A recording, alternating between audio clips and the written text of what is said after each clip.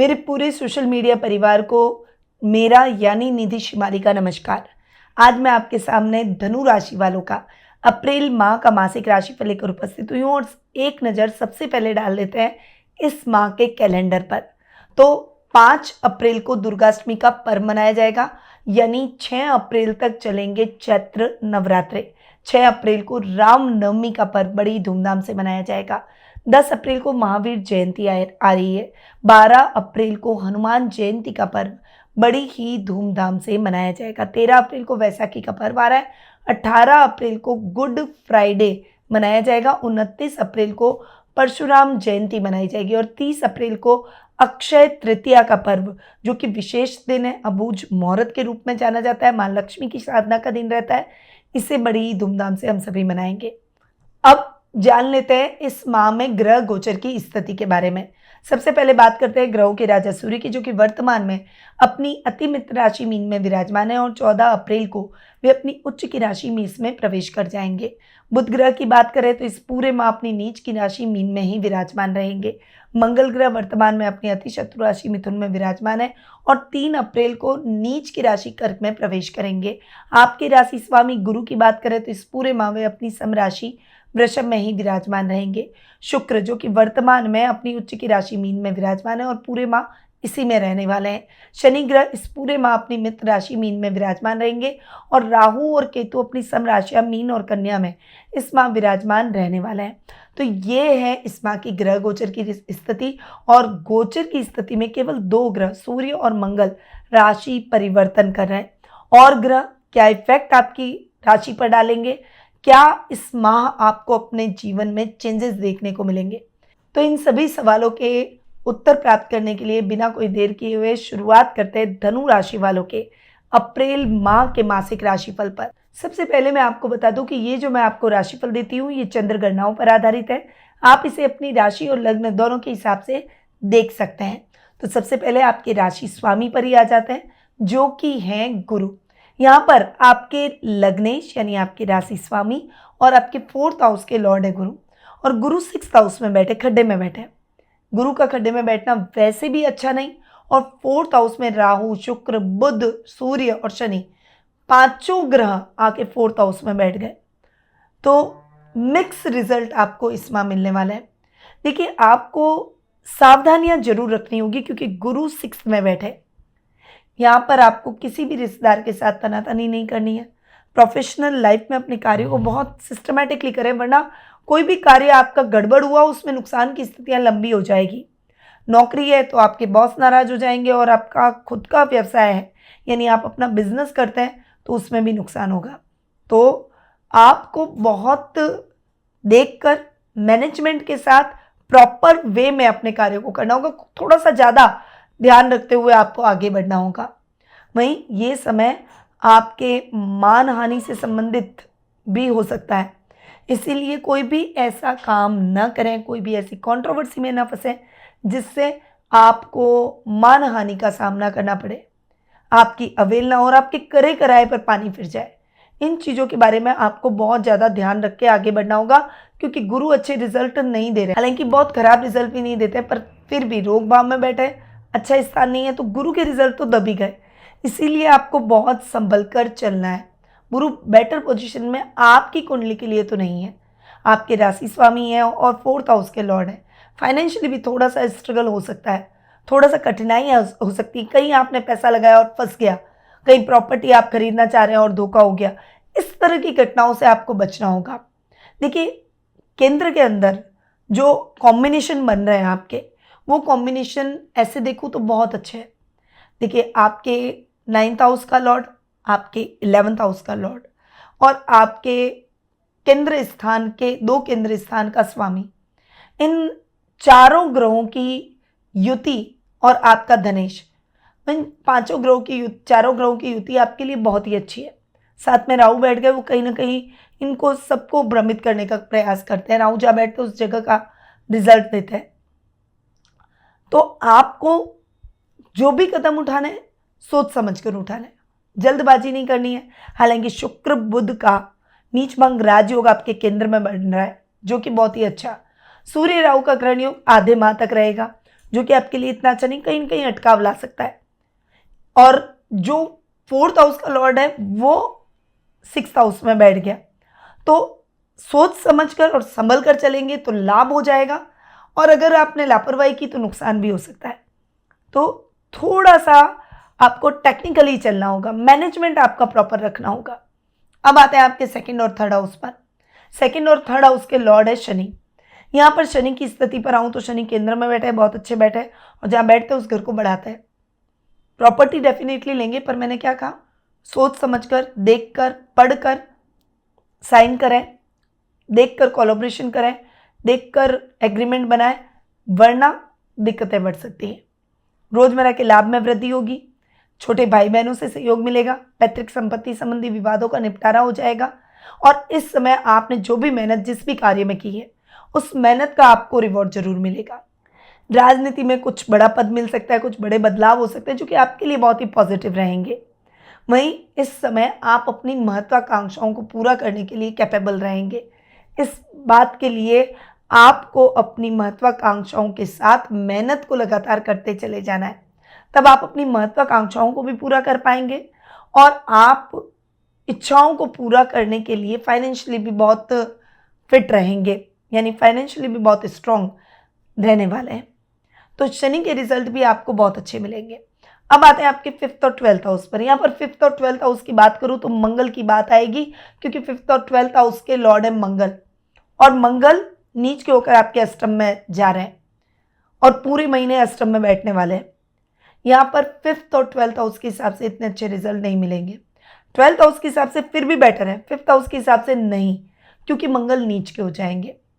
तो यहाँ पर नीच का मंगल का इफेक्ट स्टूडेंट्स को देखना पड़ेगा, यानी पढ़ाई में कुछ दिक्कतें, समस्याएं, रिजल्ट प्रॉपर नहीं आना, स्ट्रगल हो जाना, और जो अपेक्षा आपने रखी थी, जितनी मेहनत आपने की थी, उस मेहनत के हिसाब से आपको रिवॉर्ड न मिलना, इस तरह की स्थितियां हो सकती हैं। खिलाड़ियों के लिए, स्पोर्ट्स पर्सन के लिए ये टाइम पीरियड अच्छा नहीं है। थोड़ा सा आपकी कैपेबिलिटी होते हुए भी आपका चयन नहीं होगा टीम में, या फिर आप कहीं ना कहीं पीछे रह जाएंगे, या मौका आपके हाथ से निकल जाएगा।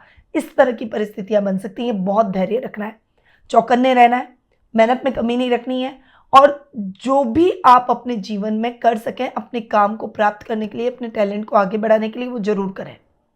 बस उसके लिए आपको प्रयासरत लगातार रहना होगा। संतान से भी संबंधित चिंताएं पेरेंट्स को हो सकती है, उनका विशेष रूप से ध्यान रखें कि वो कहीं गलत मार्ग पर तो नहीं जा रही है, वरना आपको उनको सही मार्ग पर लाने के लिए कई तरीके अपनाने जरूरी हैं, और पढ़ेंगे। खर्च की स्थितियां थोड़ी सी अनियंत्रित होते होते बैलेंस रहेगी। कर्ज की स्थितियां आपके जीवन में रह सकती हैं, परंतु बहुत लंबे टाइम तक नहीं रहेगी, आपका काम निकल जाएगा।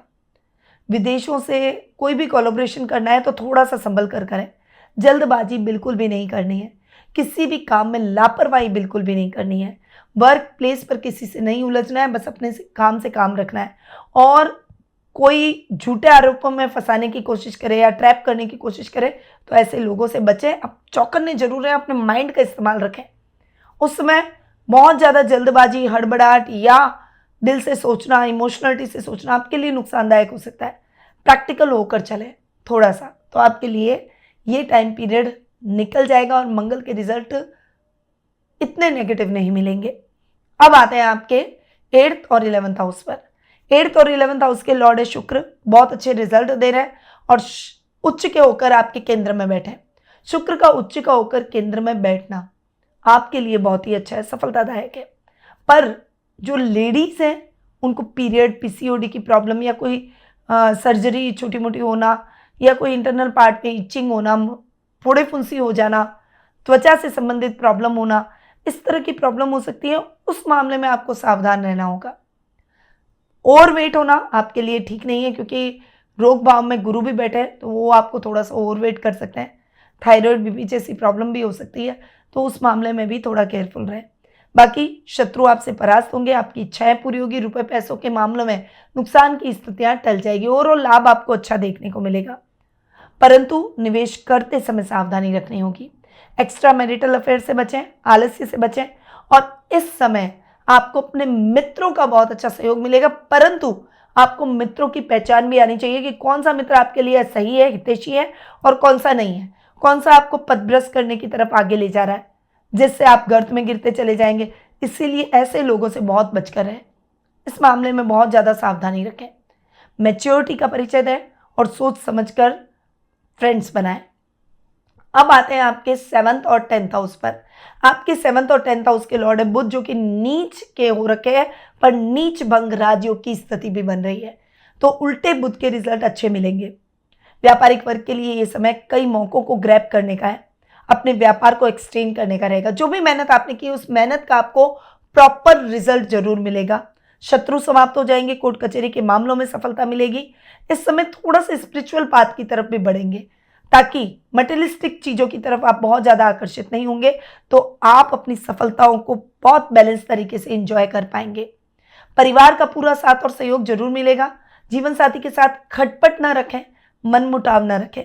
उनके नाम से किए गए कार्यों में लाभ प्राप्त होगा, उनको साथ में लेकर चलें, उनका सम्मान करें, तो आपको और भी अच्छे रिजल्ट मिलेंगे। वर्क प्लेस पर प्रमोशन इंक्रीमेंट के योग है। आईटी फील्ड से जुड़े हुए लोगों को banking sector, accounting, finance, CA, CMA या सीएस जैसे जो भी कार्य अगर आप इन कार्यों में संलग्न हैं या कर रहे हैं, उन कार्यों में भी आपको बहुत अच्छा लाभ मिलेगा। प्रमोशन इंक्रीमेंट के योग भी बनेंगे। बॉस भी आपके कार्यों की प्रशंसा करेंगे, तो बुध के रिजल्ट आपको बहुत अच्छे मिलेंगे। अब आते हैं आपके 8th हाउस पर। 8th हाउस के लॉर्ड है चंद्रमा, जो कि बहुत ओवर इमोशनल और थोड़ा चंचल बनाते हैं, और 8th हाउस में नीच के मंगल आ रहे हैं। एक्सीडेंट के बहुत जोरदार चांसेस बने हुए हैं, इसीलिए बहुत ज़्यादा संभल कर रहना होगा।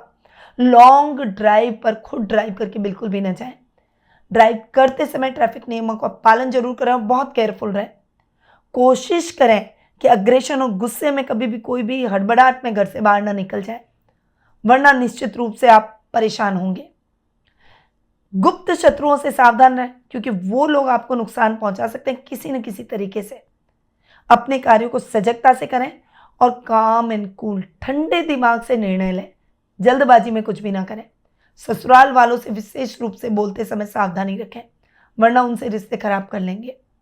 अब आते हैं आपके 9th हाउस पर। 9th हाउस के लॉर्ड है सूर्य।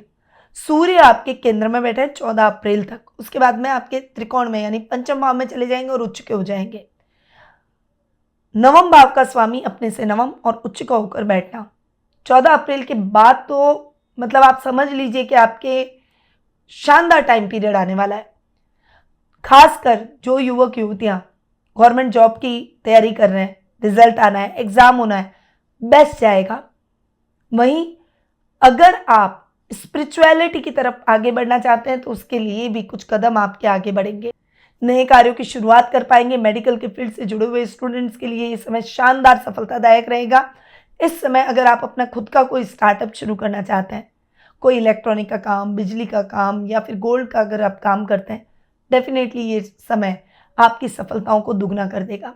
गवर्नमेंट जॉब में आप अपने भाग्य को आजमाना चाहते हैं, कुछ नया करना चाहते हैं, कुछ क्रिएटिव करना चाहते हैं, या फिर प्रमोशन, इंक्रीमेंट या मनचाही ट्रांसफर का इंतजार कर रहे हैं, ये सब चीज़ें आपकी पूरी होगी। सूर्य आपको बेस्ट रिजल्ट 14 अप्रैल के बाद तो शानदार देंगे। उससे पहले भी सूर्य के रिजल्ट थोड़े अच्छे रहेंगे, क्योंकि केंद्र में बैठे हैं, त्रिकोण का स्वामी केंद्र में। बहुत अच्छे रिजल्ट ओवरऑल सूर्य के मिलने वाले हैं। तो ये है धनु राशि वालों का अप्रैल महीने का मासिक राशिफल। चूंकि मंगल नीच के हो रहे हैं, तो सबसे पहले मंगल के उपाय बताऊंगी। मंगलवार को हनुमान जी को केसर भात का भोग जरूर लगाएं और उनके मंदिर जाकर उनके दर्शन कराएं और उनके ऊपर सिंदूर चढ़ाएं और उस सिंदूर का टीका अपने माथे पर भी लगाएं। तो ये कार्य आपको मंगलवार से मंगलवार जरूर करना है। लाल कलर को अवॉइड करें, लाल चीज़ों को अवॉइड करें, लाल चीज़ों का दान भी करें, यह आपके लिए बेटर रहेगा। हनुमान जयंती के दिन विशेष रूप से राम रक्षा स्तोत्र का पाठ जरूर करें। परिवार में मंगल कामना के लिए नवरात्रि के दौरान घर के मुख्य द्वार पर हल्दी से 2 स्वास्तिक जरूर बनाएं। और धनु राशि के जातकों को रामनवमी के दिन मुख्य रूप से राम दरबार का पूजन करना है। उन्हें सुगंधित इत्र समर्पित करें, इससे आपकी किस्मत बदलेगी और सफलता के द्वार खुलेंगे। तो ये कुछ उपाय हैं जो कि आपको इस माह करने हैं।